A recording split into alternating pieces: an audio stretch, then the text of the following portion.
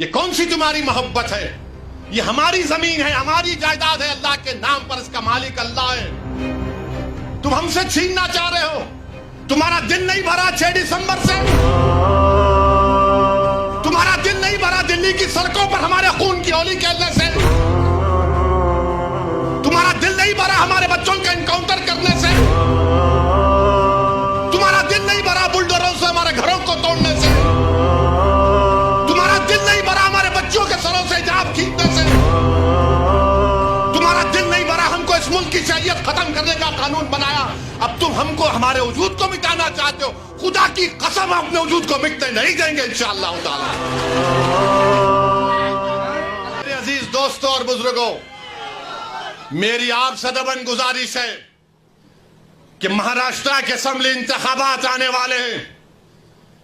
میں آپ سے اپیل کر رہا ہوں، جو لوگ وقف کی جائیدادوں کو برباد کرنے آ رہے ہیں، آپ اور ہم مل کر ان کو انشاءاللہ برباد کر دیں گے سیاسی طور پر۔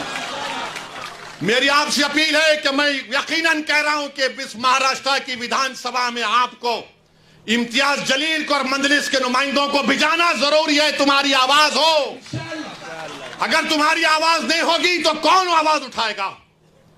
تم نہیں دیکھتے پارلیمنٹ میں کیا ہو رہا ہے؟ تم نہیں دیکھ رہے پارلیمنٹ میں کون پکار رہا ہے دیوانوں کی طرح؟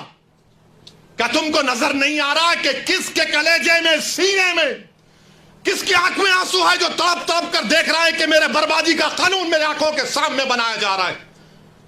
کون ہوگا تمہاری آواز کو؟ چھوڑو ان چیزوں کو، کبھی اپنوں کو بھی تو اپناؤ، کبھی اپنوں کو تو سمجھو۔ جو تمہارے لیے دن اور رات محنت کر رہے ہیں ان کی آواز بنا کر بجاؤ۔ یقیناً ہرانا ہے انشاءاللہ تعالی، ان لوگوں کو ہرائیں گے انشاءاللہ تعالی، مگر ہرانے کا مطلب یہی نہیں ہے کہ تم اپنی آواز کا گلا گھونٹ دو۔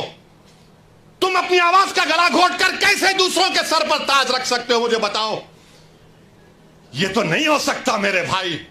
تو میری آپ سے گزارش ہے کہ اس بات پر بھی آپ غور کریے، ہم لڑ رہے ہیں اور لڑتے رہیں گے انشاءاللہ تعالی۔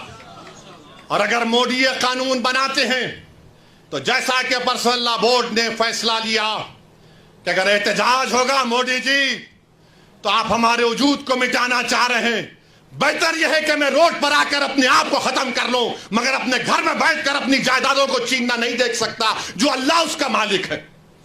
میں گھر میں بیٹھ کر نہیں دے سکتا کہ جس کا مالک اللہ ہے اس کو جائیداد کو چھین لیا جائے۔ یہ حکومت کی ذمہ داری ہوگی۔ آپ کو اگر قانون بنانا ہے تو روزگار دو، قانون بنانا ہے تو مہیلاؤں کو بچاؤ۔ ارے کیسا ہمارا ملک ہو چکا ہے کہ اجین میں بیچ سڑک پر، فٹ پاتھ پر ایک ظالم شیطان ایک خاتون کی عصمت ریزی کر رہا۔ یہ کیسا ہمارا دیش ہو گیا ہے؟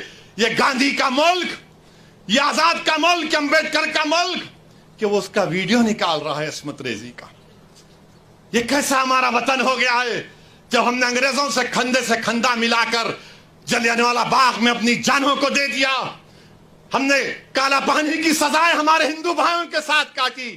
آج ایک اشرف منیہار کو ٹرین کے ڈبے میں پیٹا جاتا ہے تو کوئی اف نہیں بولنے تیار۔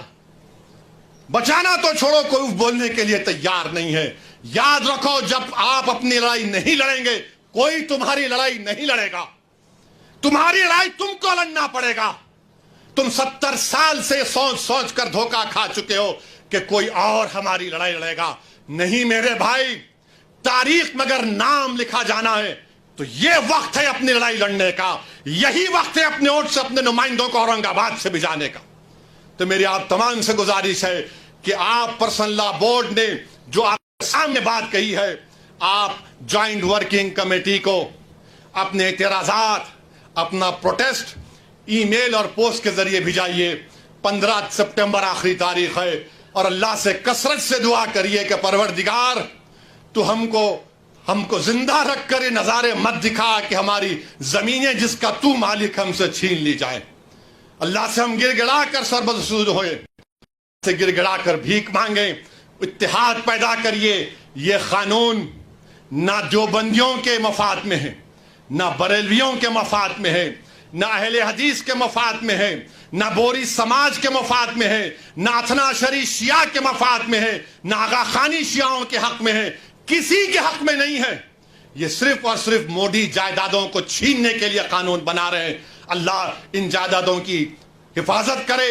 اللہ ہم کو اتنی اتحاد پیدا کرے کہ متحدہ طور پر اس قانون کو روکیں, اور اللہ سبحانہ و تعالیٰ ان ایسے حکومتوں کو, ایسے پارٹیوں کو اللہ سیاسی طور پر انتخابات میں ان کو شکست دے, بدترین شکست دے. وآخر دعوانا الحمدللہ رب العالمین.